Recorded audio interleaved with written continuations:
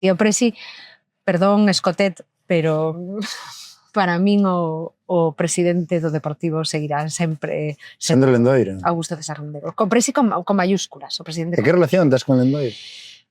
Pois eu sempre fui moi lendoirista desde sempre. E bueno, conocino hai anos, cando, bueno, polo traballo, claro.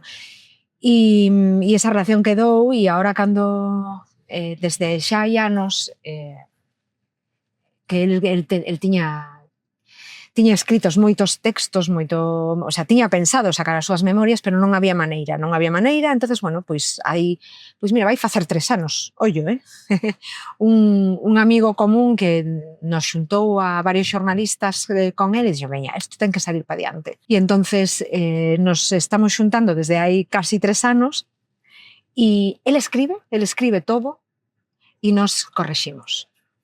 Sí, moi guai. Dámoslo, sí, a verdade é que é unha experiencia moi guai. Bueno, é outro soño tamén, porque ao final para min é unha persona que admiro moitísimo, que nos fixo soñar. Bueno, eu non sei se ti viviches a época. Era pequeno. Non sei se recordas ou como ves, ou se che gusta o fútbol, que mellor. Sí, eu deixei de consumir fútbol. Por que? Para min xa deixou de... Non sei. Eu tamén, eu tamén. Sí? Sí. É que... Ahora mismo eu quedeime no Depor de Llamiña. O sea, claro, quedeime aí. Claro. Quedei bloqueado aí e non hai máis. Sí que deixei de consumir... Non teño ese ámbito futbolero, non teño ese espírito como vivía o mellor antes. É que, non sei, perdenlle a magia, ou non sei, chámalle, non sei. É que tampouco xa é como antes, é que o que decíamos, o que falábamos hai un anaco. Eu tamén saturei co fútbol e xa non consumo, pero sí que é certo que Lendoiro o que che trae á cabeza é todos eses anos maravillosos que nos fixo vivir, porque si Lendoiro é algo, para min é un creador de ilusións.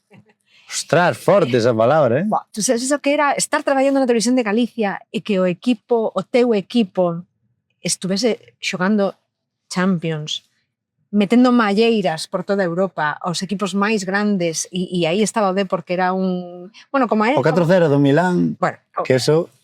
Mira, ese partido estaba en Riazor con Jorge Mariñas e con Óscar Benito, a remontada aquí en Riazor. Ajá. Un 7 de abril de 2004, non se me olvida. Pero que, o sea, esas grandes remontadas, esas malleiras que metíamos por toda Europa, a cuartos de final, Turín contra a Juve, a mí non me tocaba cubrilo, e pedín por favor na tele o meu jefe, en aquel momento o director de deportes, que era Fernando Madriñán, e dixo, Fernando, por favor, déixame ir.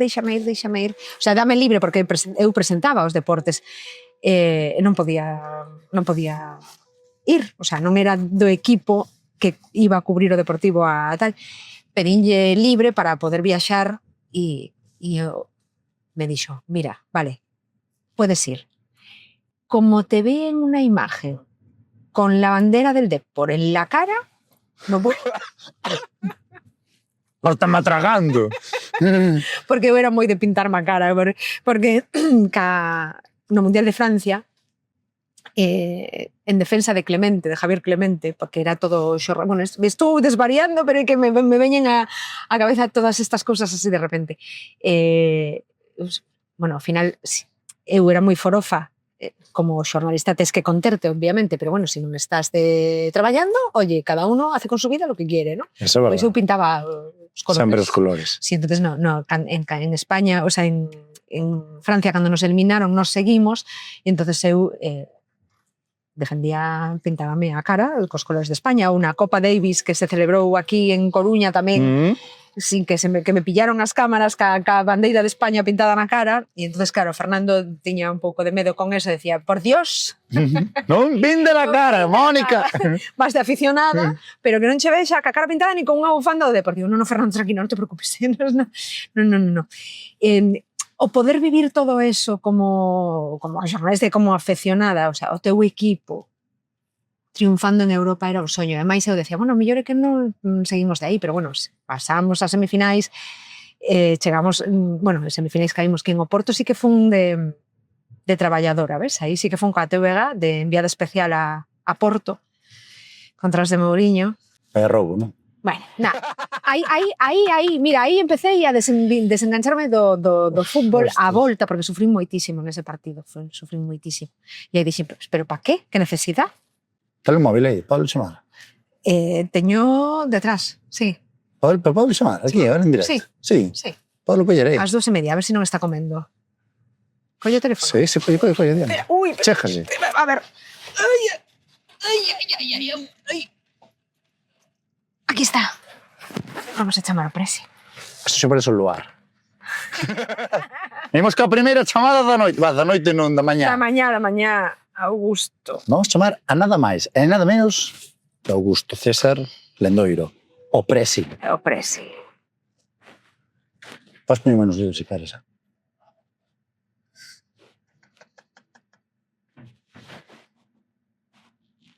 Se non coen pasando un pouco. Sabes que pasa? Que os fines de semana él está sempre ca... Hola, Presi! ¿Cómo estamos? Mira, Presi. El rosquilla. Oh, claro. Muy bien, así me gusta. Ya le dije a mi madre que te habían gustado mucho, que te recordaban al sabor de antes, pero es que las rosquillas hechas con los huevos de aldea, Augusto... Ah, amigo, así es. Pues mira, te estoy llamando porque estoy ahora con el podcast este que te comentaba el otro día que me iban a hacer y entonces me acaban de preguntar que a quién me gustaría que invitasen a este programa, o sea, quién fuese el próximo invitado. Y yo les dije, hombre, por favor, pues a mí me encantaría que Augusto pudiese venir aquí con vosotros para contar todo lo que tiene que contar, que yo, bueno, ya he hablado también de ti, claro, es inevitable hablar del deportivo, hablar de los grandes éxitos de nuestro equipo, todo lo que nos hiciste disfrutar, y a mí me encantaría que tú estuvieses aquí para que pudiesen hablar contigo. Así que les he dado tu nombre. DJ. Espera, que te pongo en altavoz y te paso y escuchas a Gaby, que es el chico que nos está entrevistando. Dame un segundo, aquí está. Para min esta é unha chamada super importante, Presi. Estou nervioso incluso e todo, Sí, sobre todo a tres bandas non estou acostumbrado a... Mira, entonces que montarías no coche comigo, terías unha conversa? Sí. Ya me había comentado algo Mónica, cuestión é buscar o momento, porque estou bastante exigido. Claro, el Presi está exigido. Pero non hai problema. Bueno, pues... Non hai problema, o caso é buscar o momento, non? Es que, Gaby, sabes que Augusto tiene 11 nietos. 11 netos? Ten alineación completa. Ostras, sí, por montar o equipo de fútbol xa, Entonces, os fines de semana está ca familia, pero seguro que podemos buscar. Un día buscamos un boletín. Para min sería, bueno, xa o culmen. Xa podría aparcar o coche e acabouse. Non aparques o coche que debo traer de volta. Teño aquí a Mónica que vou deixar aquí, pero mire, sinceramente, Augusto, Presi, para min sería, bueno, unha gran honra terte aquí. E, bueno, ter unha charla decidida contigo, moitísimas gracias por estar aquí agora, facendo partícipe desta chamada. Non faltaba máis. E máis se ven de parte de Mónica xa non se digo. Non estou nin creendo esta chamada.